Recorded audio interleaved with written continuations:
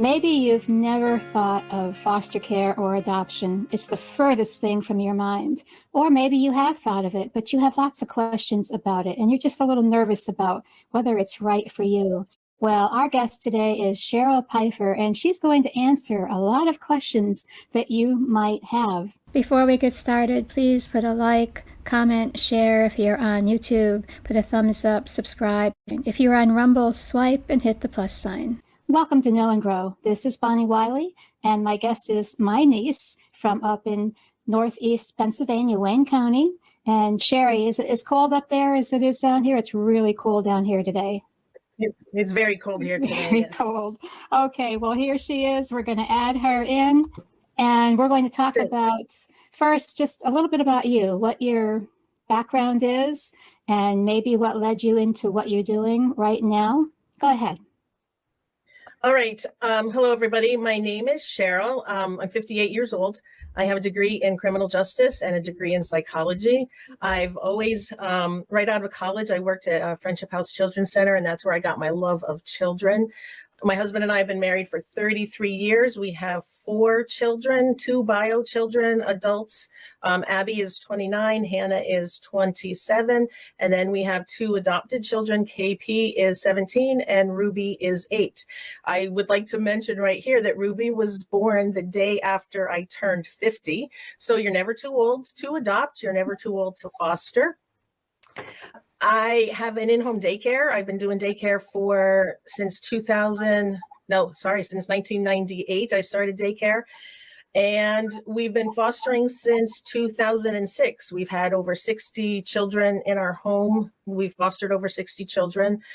We absolutely love it. We haven't had anybody in the last 3 years. Our last placement was actually February of 2020 was our last placement, and he was with us for 5 months. We had him through COVID, which was quite difficult, but with all the everything going on with COVID, but we got through that. And that's about it for background. I got into this when I graduated from college. My first job was at Friendship House Children's Center. And that's, as I said, that's where I got my love of children. I worked in a girls' cottage, and I was a residential counselor, and we were the parents. We took care of the children after school. I worked like the 3 to 11 shift. We made dinner. We took them roller skating on Friday nights. We did all that. So that's where I got my love for children. So then here we are today. Oh my! I actually wanted to start out I originally wanted to be a parole officer. That's where I wanted to go. But that was high school, and then through college I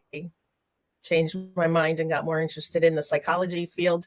And then, like I said, my internship was a step-by-step, and I really liked that. And then I just went to children, and when I worked at Friendship House, and then it just didn't stop.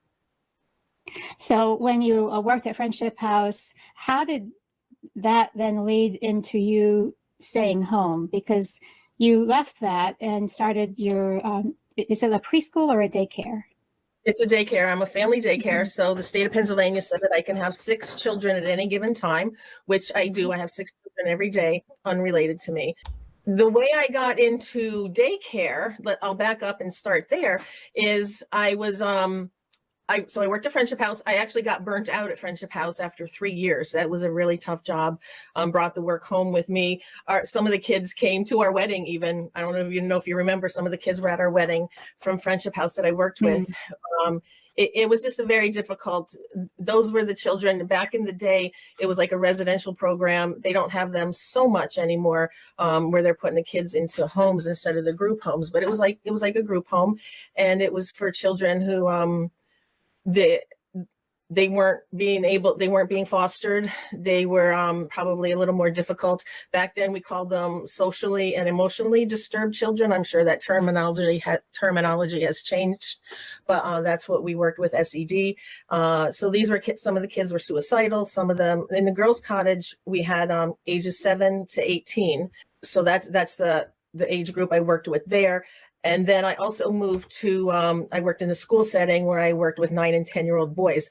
I was the mental health technician. That was my job there. I worked there for a year. I also got the love for the classroom setting there. So I was like in the classroom to keep the children under control so the teacher could teach the children. So I was like mainly the disciplinarian in the classroom, the mental health technician. That was also very interesting. But back to daycare, I go off on tangents often. I related to my dad.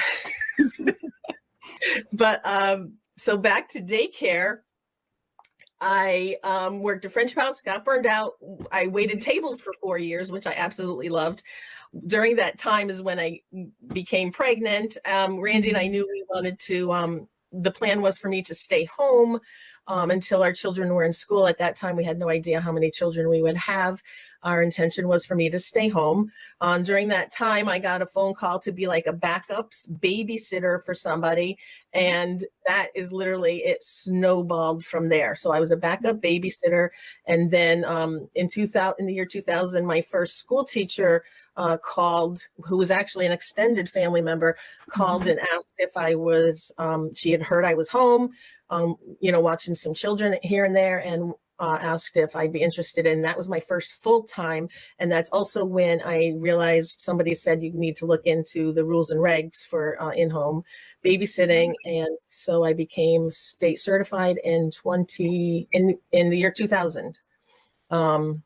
So yes, so that's how that started. Some husbands, if they got home at a certain time and there were still some kids, babies, kids, whatever, whoever you were, babysitting were still there, they wouldn't, that just wouldn't sit well with them. But it sounds like Randy just was the kind of person that just flowed in with this with you. Oh yeah, it was yes, Randy is super with children. He has the patience where I don't always have the patience. And it's our personalities just blend, I think, in parenting and foster care. He's more laid back, he's more patient. I'm more of the law and order. It works in our marriage, and it works in raising the children. So it just works for us. But he's always been extremely patient with the children and has time for them. It's Randy's after dinner, he's in playing with, Ruby, our little one. He's in there for 2 hours with her playing puzzles and coloring, and where I'm like, I need a break. I've had children all day long. I need the break. Sure. Absolutely. You do need that. So it sounds like the perfect combination. It does. It works well. It was interesting when you told about how old your biological children are, and, Abby and Hannah, and then how young Ruby is.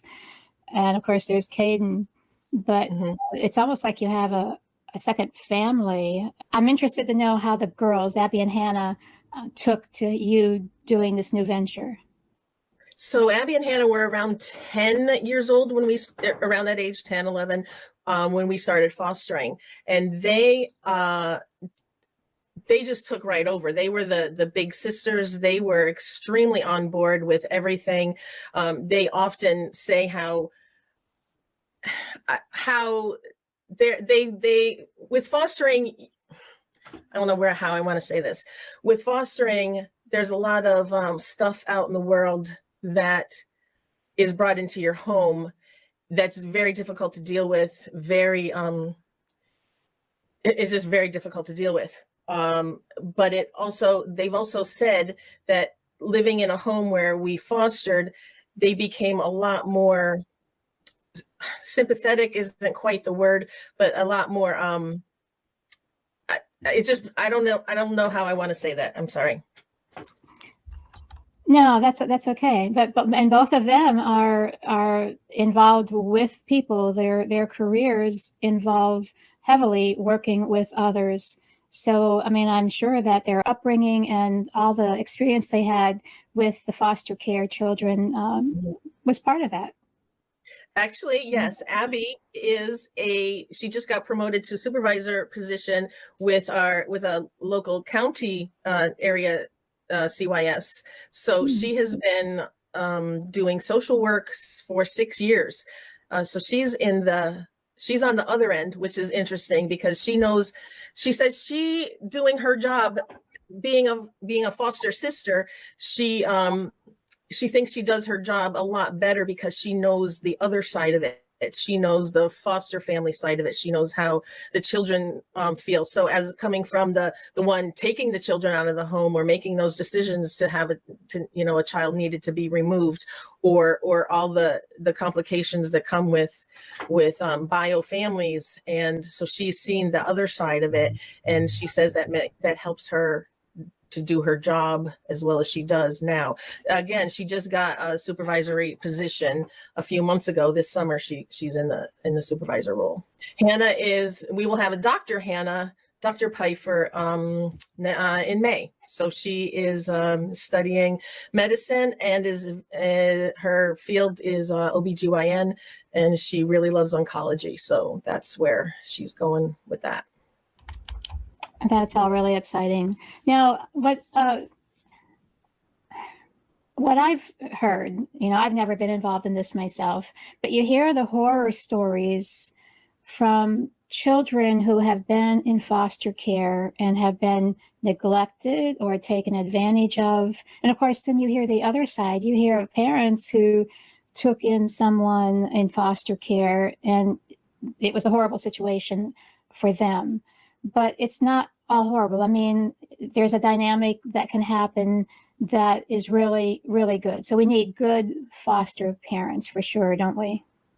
Sure. As in every field and every occupation, there's good people and there's bad people. There's people out to, take care of themselves, and there's people that are truly in it to, care for the children in this situation. So yes, there are the extremes, and unfortunately our movies and our media pick up on the bad stories. So those are the ones that are highlighted. Those are the ones you hear about, the horrible foster parents. I admit it's difficult watching a movie when it's that horrible foster family, because that's the rare times. That doesn't happen as much as there's the good families out there. So that there's a part of me that cringes every time, you read a book or read a story or hear somebody's talking about the horrible foster care family that, didn't treat the kids right. But again, that's in every occupation. There's right. Extreme. Yes. So. What about some of the misconceptions that people have? The ones who maybe are thinking about it, but they're just not sure. There's a lot of misconceptions. And one is, I don't want to just be in this for the money, or I've seen the ones who are in it just for the money. We hear, I shouldn't say we hear it. It's out there that foster homes, foster parents like me are in it for the money. There's absolutely no way you can make money doing this. And perhaps if you had 5 or 6 children and weren't properly taking care of them. But let me just back up a minute here and say, so as a foster, we call them resource families now, resource parents. All the names are we're resource families. We buy their food, we buy their clothing, we take them on vacation, we take them to doctor's appointments. And so, yes, we receive a daily stipend, but it's to care for the child. And let me just put this in perspective here. For instance, I have an in-home daycare, and when I charge per child for daycare, which they're here for 9 hours, right? They're here for 9 hours, go home at the end of the day. I don't buy their diapers. I don't buy their wipes. I don't buy their food. Actually, I do feed them, but I also get a reimbursement for their food. But, they go home at the end of the day. My stipend for fostering is less than what I charge for my daycare family. So let's put that into perspective. We don't have to pay for, they have medical assistance, so we don't have to pay for, prescriptions or doctor's appointments, obviously. But you're still the one who would be taking them back and forth and caring for those boo-boos, or from everything from the little thing to the big thing. Exactly. And we buy clothing. So it depends on, so I don't want to get too much into the details of everything, but so we fostered for the county, and we fostered for a private agency. And the main difference is so the county, you're working right with the county, and the county is crazy busy because they have everything going on. Where a private agency, there's usually more help, there's usually more assistance, and sometimes the stipend is a little bit more through a private agency. But in my experience, the private agency, we don't get like reimbursed for a lot of things. So we have to buy their clothing. We have to provide an allowance for the children.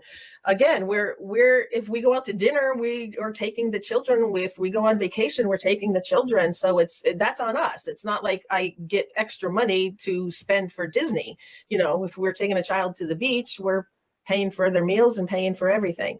So, or the zoo or a day trip or whatever we're doing. But that daily stipend, it covers it. It covers it. And, we have extra bills. We have extra running around. The car, we're responsible for transportation. Most of these children have visits with family. So it's our responsibility to get the children to their visits. I would think too, then you have to deal with the any emotions that go along with they're with you, and then they're with their parents, and anything that goes, any baggage that comes with that too. I would think that'd be a little tough sometimes. After doing this for so long, we know, like, so when a child, after a family visit, there's a lot of the child changes for, it might be a day for the child to get reacclimated back. It's just a normal thing. The child's torn between, or not necessarily torn, but it's different at this house. And then we're going to go see mommy or daddy. And sometimes mommy or daddy is in prison. And sometimes it's a, good thing. Sometimes it's a bad thing. It's not always bad things. I've had lots of stories of where it's, I'll just share this. That one time there was a school function. The mom showed up to pick up the children, and she was intoxicated. And the school would not let the children leave with the mother. And she wasn't willing to give anybody else's name. And the father was actually out of the country on business trip.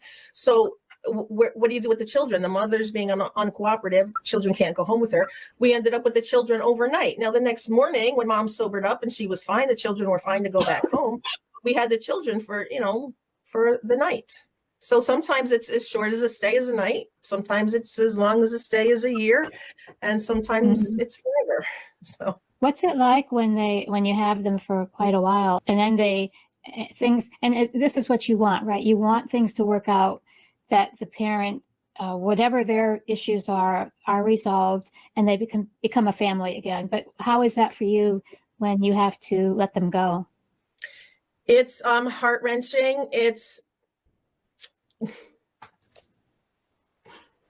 There's been times when I collapsed on the floor, because my heart was crushed.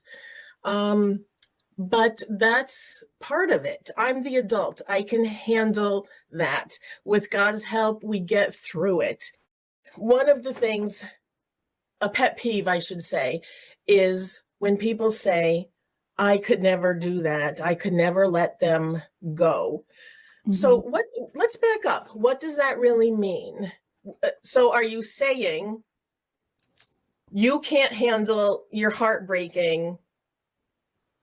So because you can't handle your heart breaking, you're not going to provide a safe home and nurture and, a safe home for this child and nurture the child and love the child? Okay. Is that what you're saying?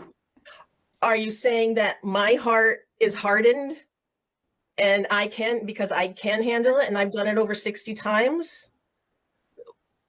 I'm not sure what you're trying, not you. I'm not sure what you're trying to say, what you mean by I could never do that. My heart would break. I could never give them back.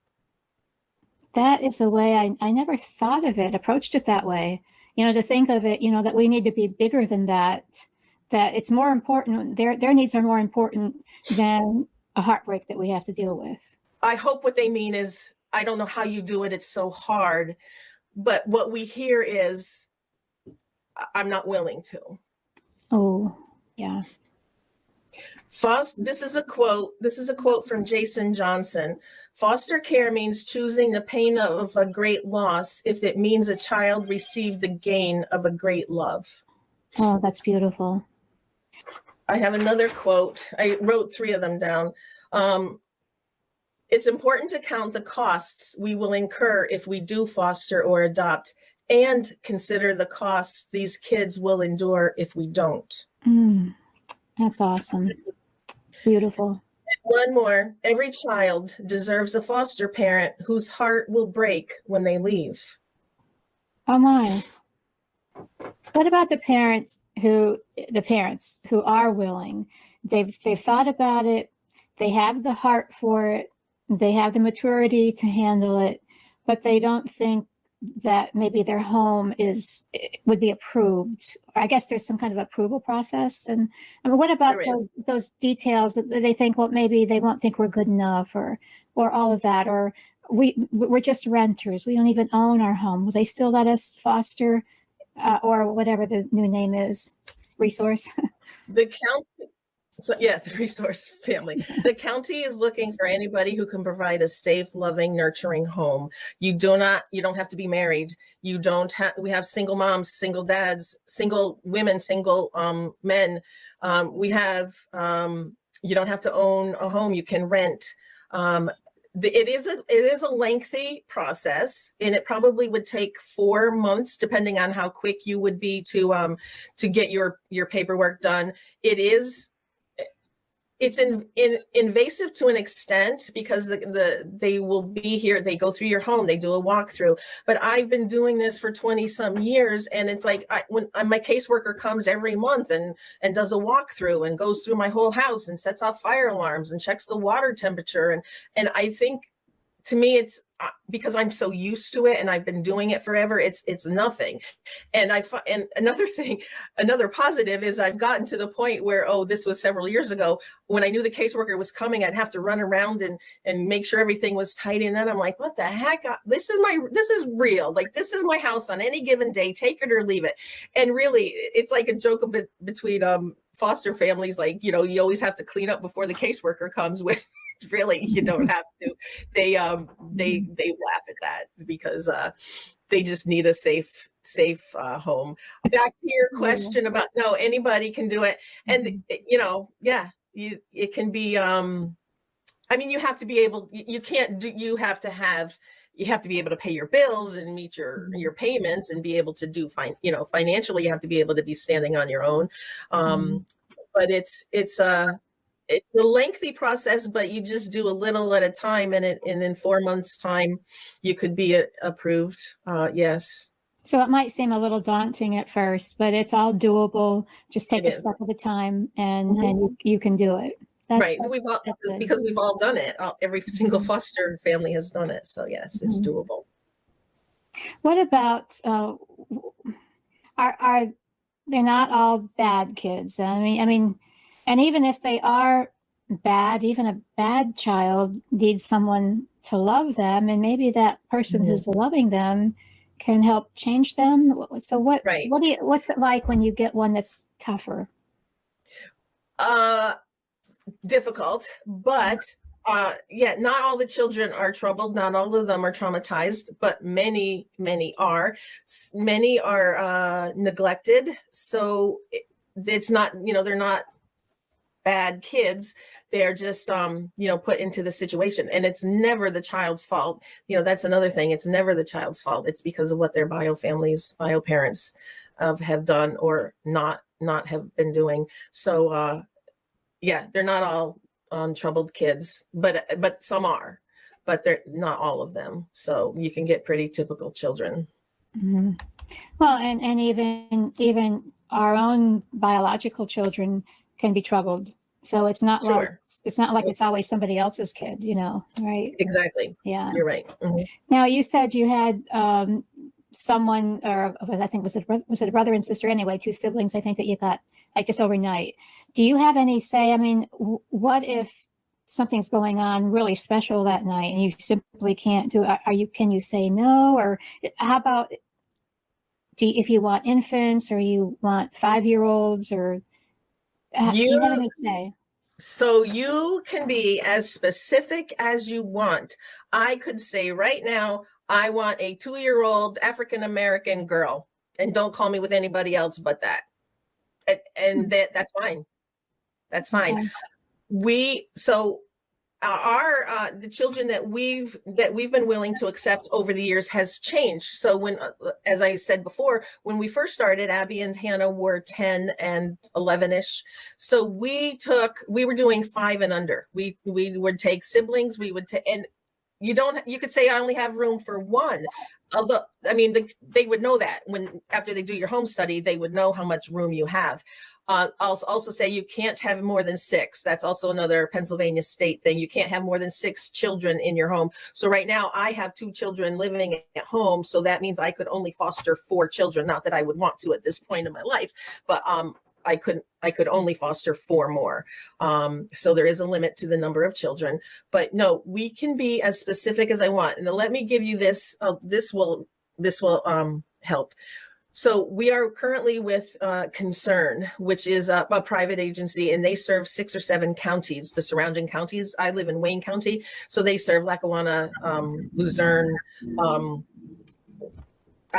down towards Philly, Norristown area. They serve 7 counties. In my Northeastern office, Concern has several offices, but I'm with the Northeastern office. So they serve those. So we're getting phone calls. Sometimes my supervisor, Aunt Bonnie, I would get calls, sometimes 3 a day. There's been times when I have 10 children I've said no to in one day. Probably like 3 sibling groups. So I say no all the time. And my supervisor understands where we are. I have an 8-year-old child and a 17-year-old child. We have to be extremely cautious of who we allow in our home, as we're wise parents. So we're not just going to say yes to everybody. As Ruby's getting older, we've felt led very recently to get back into taking more children. Again, we haven't had anybody for 2.5 years. So we are actively looking again, or how do I want to say that? We're more likely to say yes because Ruby's getting older. So we know we can handle more of the ages. So yes, you can be as specific as you want, and you can just, say, there's a list you can fill out. There's some behaviors you'll accept, some behaviors you won't. With you can't accept. With me having the daycare, one of the specifics is they have to be able to get along with other children. Many times one of the criteria is the child needs to be the only child in the home. So that obviously we're not going to get that referral because we have lots of other children in our home. So it's very, you can be as specific as you want, or as general as you want. And ages, you can, we don't do teens. We've never done teens. The oldest we've had is 12. So yeah, you can be as specific as you want to be. Well, that's really good to know. I think it helps prospective parents that might want to do this. You run a daycare. You have 2 adult children that, they might not be living at home anymore, but they need your time and attention. You have 2 adopted, and now you're thinking about fostering again. It's like you're a saint. What about the person? Oh my goodness, I don't think I could live up to that. So being a saint is another cringeworthy topic. I know you brought that up because that was one of our common misconceptions. Cheryl, I really do think you're a saint. No, we're normal people doing hard things, and we're normal people willing to say yes. That's it. So here's the thing.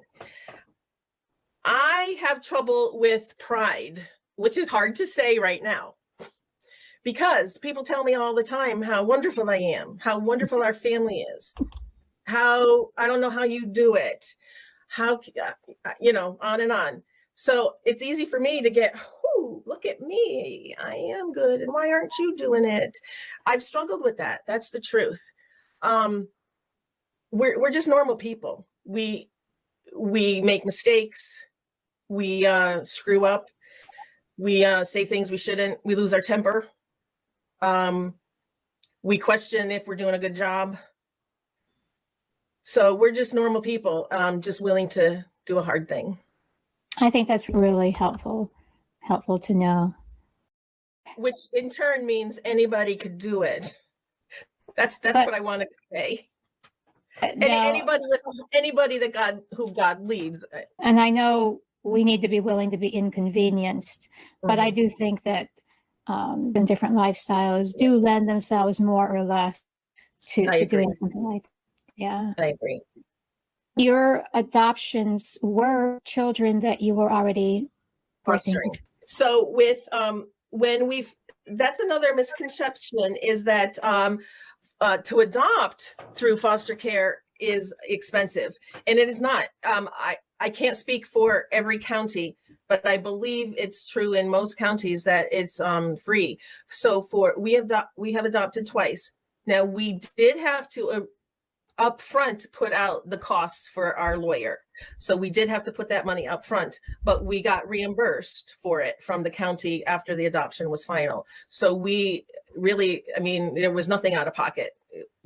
We were reimbursed in full for it.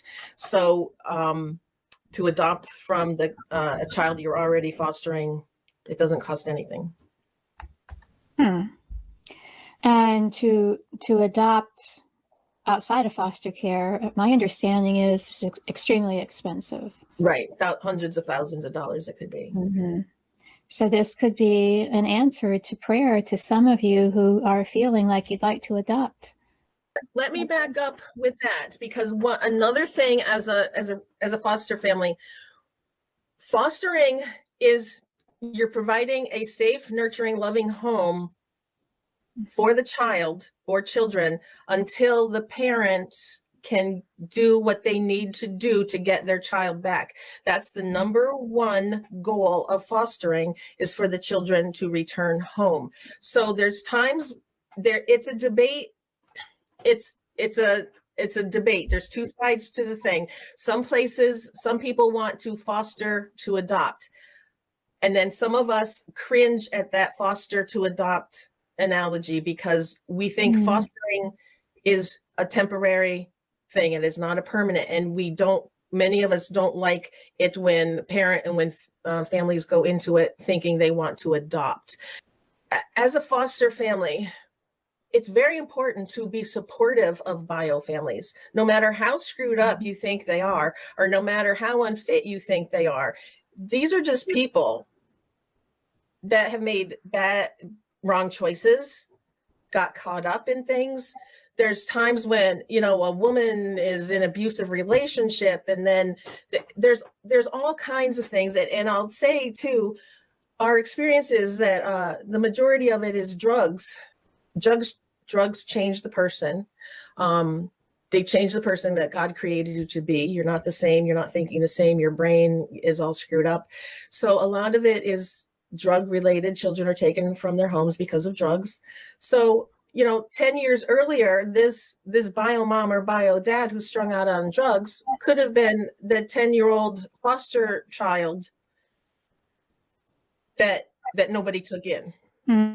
Okay. Been waiting for a home.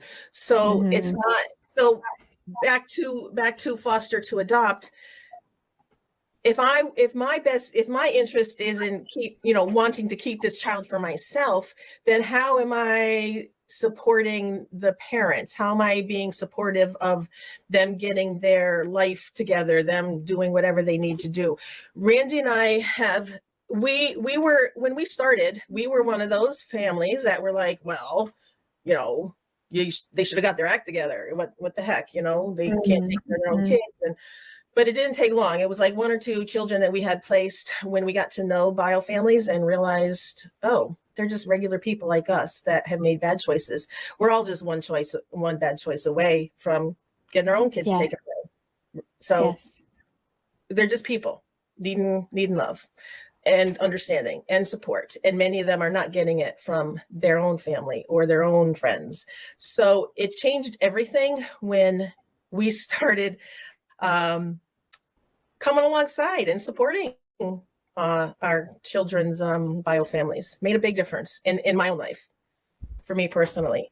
So So you have to be guarding your own spirit, don't you? Your heart, and Mhm. make sure you're. Yeah, I mean, I can see where even that would even continue. That you'd have to guard your heart about Mhm. anything that's going on.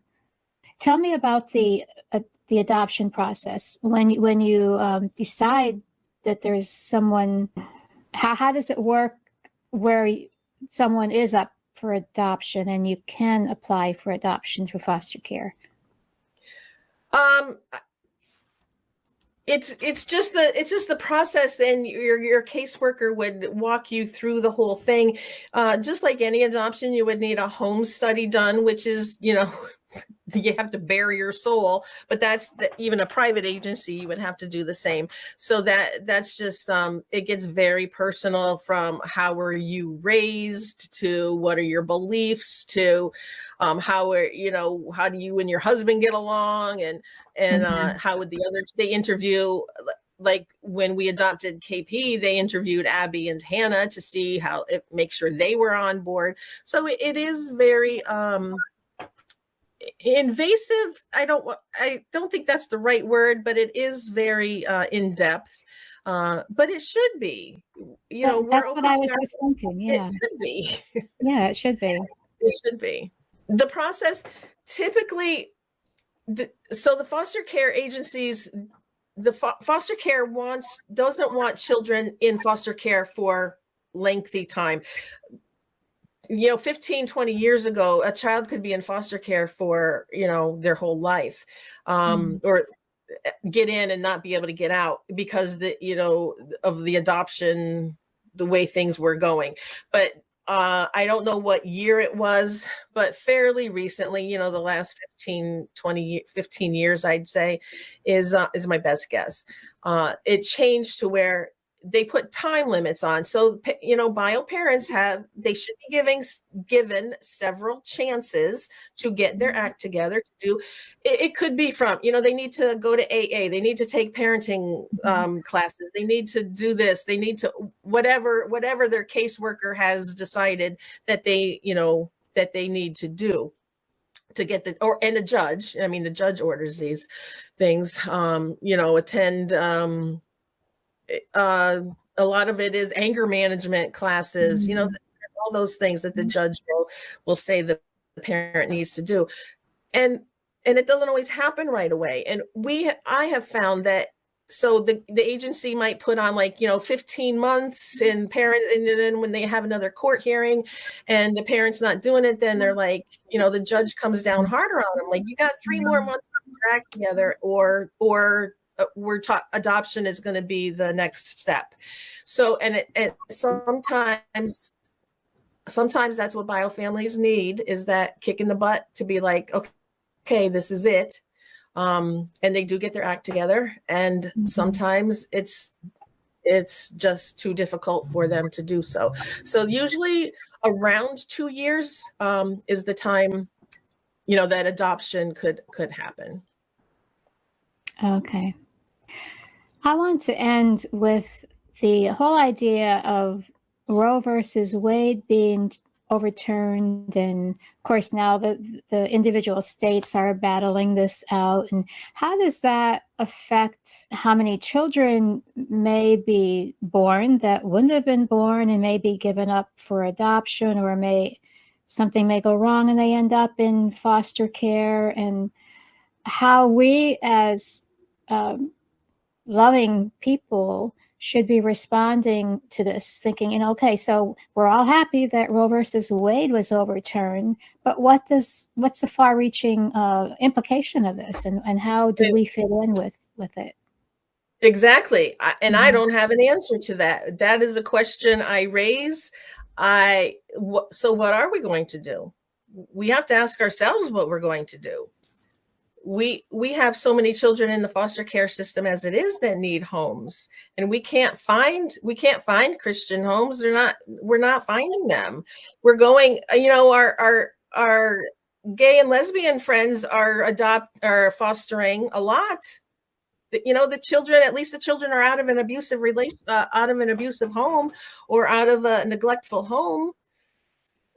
I don't know what the answer is. And especially if our states start start turning over the Roe v. Wade decision in our, in our states, what is going to happen with some of these children who will still may be unwanted? That's a question I have, and I don't have an answer. I don't know. I pose it to everyone. So it sounds like almost that more of us need to step up to the plate, maybe. Yes. That's what you really want to say, but you don't want to be mean. Well, it's one of those where you can't force this on anybody. And I hope my goal today is to raise some awareness and to be, to maybe inspire somebody to be like, maybe I can do this, or even look into it. It's not even like you have to follow through with it. You can easily pick up your phone, call your county caseworker, county office, your CYS office, and say, I'm interested in this. And they literally send a packet. Like, no strings attached. They literally send a packet. And then you can go from there. And it's just baby steps. And if you still are interested, then you can move forward. And if you're still interested, and you can keep going forward. And like I said earlier, you can be as picky and choosy as you want to be. We say no all the time. I cannot even count the number of referrals we've had.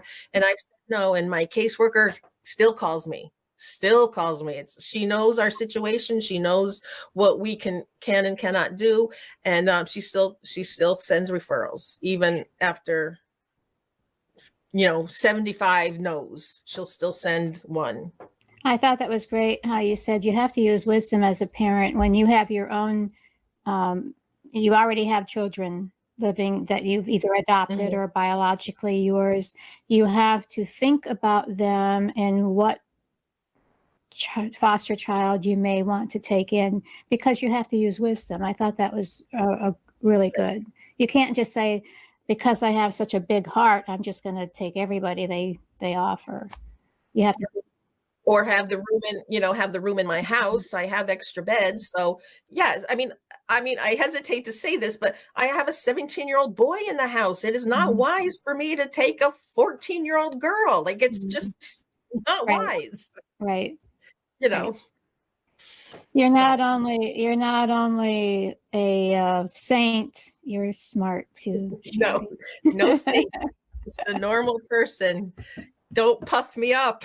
Okay. So how is there an age limit? What if there's some grandparents out there who think, well, maybe I should step in and try doing this. Maybe I can be a help.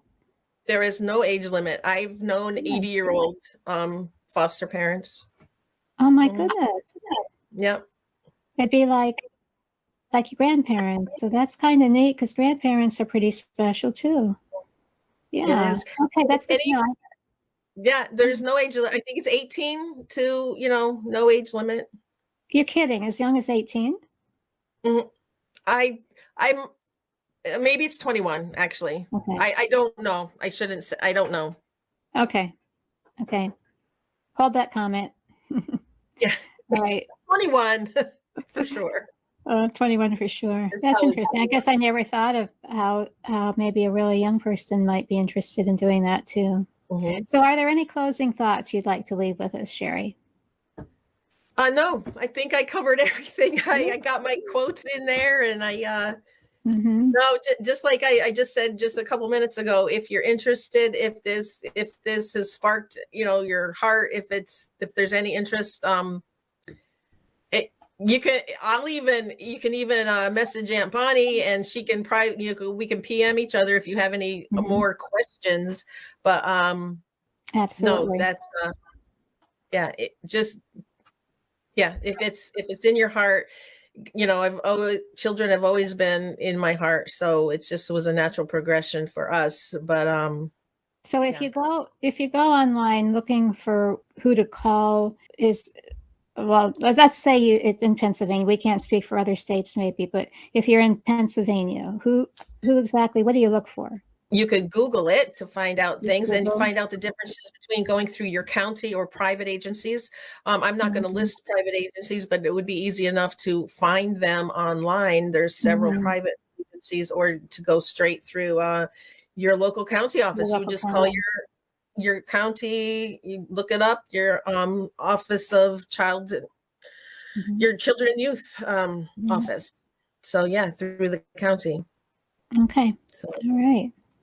Well, this accomplishes what's in your heart for it to accomplish, and my heart too, and touches many people, informing them for one thing, maybe even if they're not going to be fostering or adopting, that it maybe even just changes their attitude, because sometimes we have the wrong attitudes. And so I'm hoping that even that is, people are affected by the things that you said about how we have attitudes about things, and that needs to change. And maybe it's just that tipping point for you to go ahead and make that phone call. Yeah. let's hope. Let's hope. So Sherry, would you mind closing us in prayer? Sure. Okay. Dear Heavenly Father, we thank you for this time. We're so appreciative of Aunt Bonnie and what she's doing with these podcasts or whatever. And I thank you, Lord, that she had a heart to ask me about fostering. And I just pray that anybody listening to this who can hear this, who may have at some point thought about it, to at least just talk about it with their spouse, talk about it with their family. It's important to have family support when we step out in this. And I pray that they just take the next step. Thank you for this time. Thank you, Lord. In Jesus' name, amen. Thank you, Sherry. It's been a joy, and I love you. You're my niece, and I still think you're a saint. And it's definitely been a joy. Okay, you take care. Bye-bye. Okay, bye. Thanks for joining with me today. This has been a joy, and I really hope that your eyes have been enlightened and your heart's been maybe challenged. And this is Know and Grow. You can't live what you don't know, and you just found out a little bit more today. You know a little bit more, and God may ask you to do something about it. Until next time, you take care. I love you. Bye-bye.